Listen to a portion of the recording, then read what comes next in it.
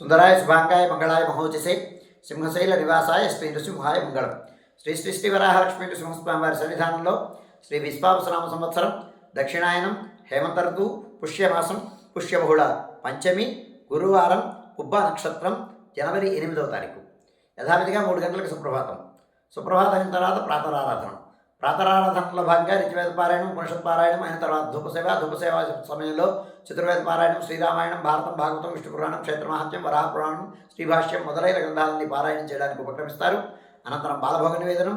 బాలభోగ నివేదనంతో సమాంతరంగా తిరుప్పావి సేవాకాలం విశేష సేవాకాలంతో సమాంతరంగా నిత్యహోమం బలిహరణం అయిన తర్వాత మంగళాశాస్త్రం చాత్మరగోష్ఠి తీర్థ వినియోగం అయిన తర్వాత చుట్టు సన్నిధులు తాయార్ల సన్నిధి లక్ష్మీనారాయణ సన్నిధుల్లో మంగళాశాస్త్రం అయిన తర్వాత అండాళంవారి బేడా తిరుమిది మహోత్సవం అమ్మవారి సేవ.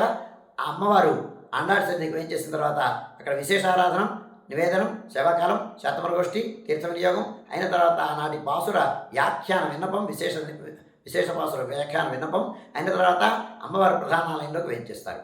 అమ్మవారి ప్రధానాలయంలోకి వేయించేసిన తర్వాత వైలారగింపు అయిన తర్వాత ఆళ్వారి సన్నిధిలో విశేష ఆరాధనం నివేదనం సేవాకాలం శాతమరగోష్ఠి తీర్థ వినియోగం అయిన తర్వాత రాజభోగ నివేదనం అయి చుట్టు సన్నిధిలో నివేదనం పూర్తి చేసుకున్న తర్వాత మంగళాశాస్త్రం అయిన తర్వాత సుమారు 6:30 గంటల నుంచి సర్వదర్శనం ఆరంభమవుతుంది. మధ్యాహ్నం 2:30 గంటల వరకు సర్వదర్శనం కొనసాగుతుంది. ఉదయం 7:30 గంటలకు గురువార ప్రయుక్తంగా అష్టోత్తర శత స్వర్ణ పుష్పార్చనం, 8:30 గంటలకు ఆర్జిత గరుడ సేవ, 9:30 గంటలకు ఆర్జిత నిత్య కళ్యాణం ఆరంభమవుతాయి. ఆయా సేవల్లో భాగస్వాములు కాగోరువారు ఆయా సేవలకు తగిన రుసుము చెల్లించి సంప్రదాయ వస్త్రధారణతో పరిమిత సంఖ్యలో భాగస్వాములు కావచ్చు. మధ్యాహ్నం 2:30 గంటల వరకు సర్వదర్శనం కొనసాగుతుంది. మధ్యాహ్నం 2:30 గంటల నుంచి 3 గంటల వరకు మధ్యాహ్న విరామం. ఈ సమయంలో భక్తుల యొక్క దర్శనం నిలుపుదల చేయడం జరుగుతుంది. మధ్యాహ్నం 3 గంటల నుంచి రాత్రి 7 గంటల వరకు సర్వదర్శనం కొనసాగుతుంది. రాత్రి 7 గంటలకు రాత్రి ఆరాధనం బహిరణాంతం అయిన తర్వాత స్వామివారు ఇవాళ ఆళ్వార్ల పరమపదోత్సవం. ఆ పరమపదోత్సవాన్ని పురస్కరించుకొని వైకుంఠనాథుల అలంకారంతో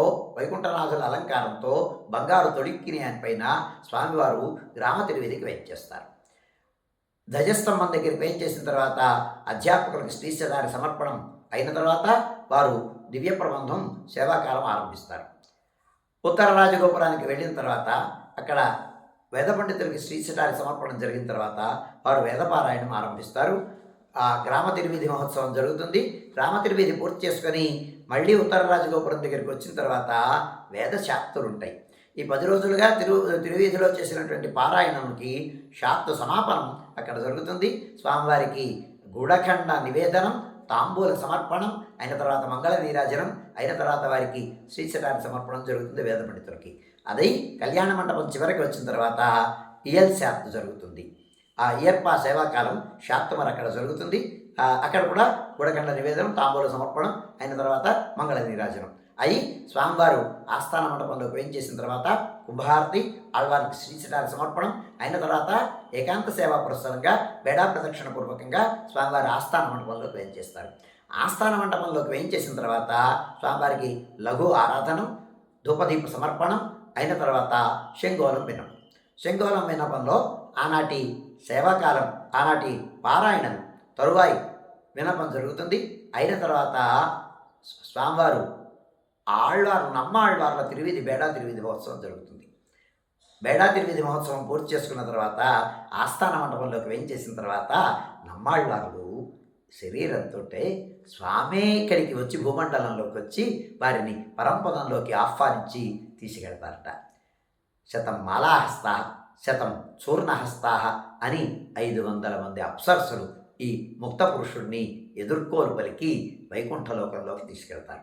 ఆ సన్నివేశాన్ని చిత్రీకరిస్తూ ఆ తిరువాయిముడిలో ఉండేటువంటి చివరి దశకాలు 2 విన్నపం చేస్తూ స్వామి పాదాల దగ్గరికి నమ్మాళ్వారు చేరుతారు. నమ్మాళ్వార్లు ఈ భూమండలాన్ని వదిలి వైకుంఠానికి వెళ్ళిన తర్వాత భూమండలం అంతా చీకటైపోతుంది. చీకటైపోతే ఇక్కడ ఉండేటువంటి వాళ్ళందరూ భక్తులందరూ స్వామిని మళ్ళీ ప్రార్థిస్తారు.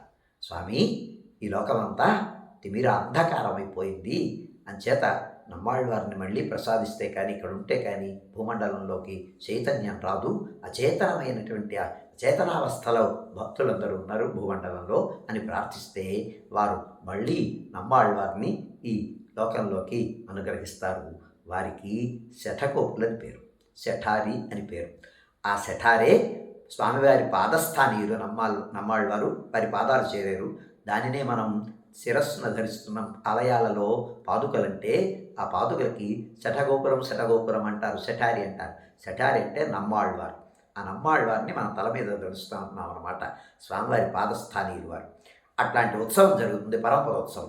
ఈ కార్యక్రమం అంతా నమ్మాళ్ళవారు స్వామివారిని చేరి మళ్ళీ గద్య విన్నపం అయిన తర్వాత నివేదనం అయిన తర్వాత మంగళాశాసనం, శాతమరగోష్ఠి, తీర్థ వినియోగం అయిన తర్వాత స్వామివారు ప్రధాన ఆలయంలోకి వేయించేస్తారు.